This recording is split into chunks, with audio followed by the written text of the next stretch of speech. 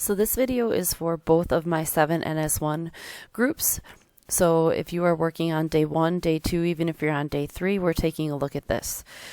So keep in mind that the rules for adding and subtracting rational numbers is that when you're adding and you're adding two numbers that have the same sign, so either two positives or two negatives, you are going to add the absolute values, and then you're going to keep the sign of those two numbers. So for example, here you have positive 2 plus positive 3, so your answer is a positive 5, like we normally do. It's going to be the same thing for a negative. So if I have a negative 2 plus a negative 3, my answer is going to be a negative 5. Now what happens when my signs are different? When my signs are different, I have to identify the greater absolute value, and that's going to help me determine the sign of my answer. Then what I actually end up doing is I actually end up subtracting the absolute values. So for example, on this one I have 2 plus a negative 3. I know that the negative 3 has the higher absolute value. So I'm just going to subtract 3 minus 2 and I get 1. But because negative 3 has the higher absolute value and it's negative, my answer is going to be negative 1. And we'll go over an example or two with this. The next thing, so when I have a subtraction problem, I actually don't have any subtraction rules, because what I do is I change the operation. So I change subtraction to addition. But then when I do that, I have to change that second number to the opposite. So just like when we were changing division to multiplication, we had to change to the reciprocal.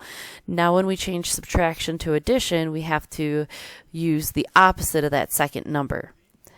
Then now that it's an addition problem, I can use the addition rules to solve. Right? So this is what you're going to do. If you are on day 1, all you are focusing on today is determining if your answer is going to be positive or negative.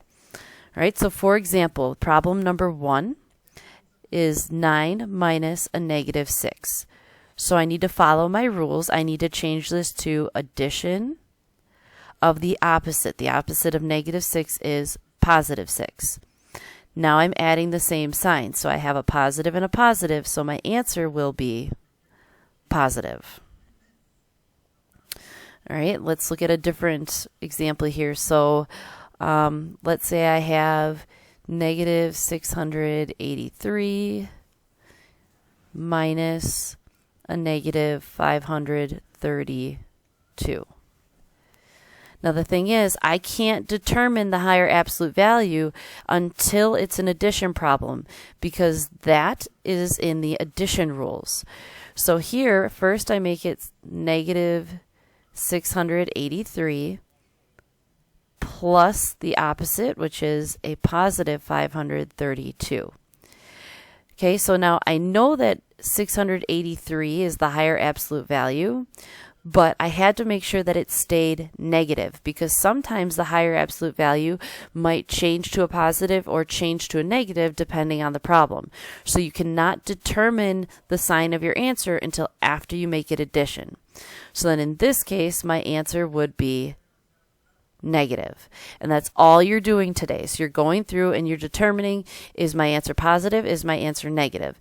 And then when you come back to class, you do not need, if you finish it, you can turn it in so I can check it for you. If you don't, take it home and finish it.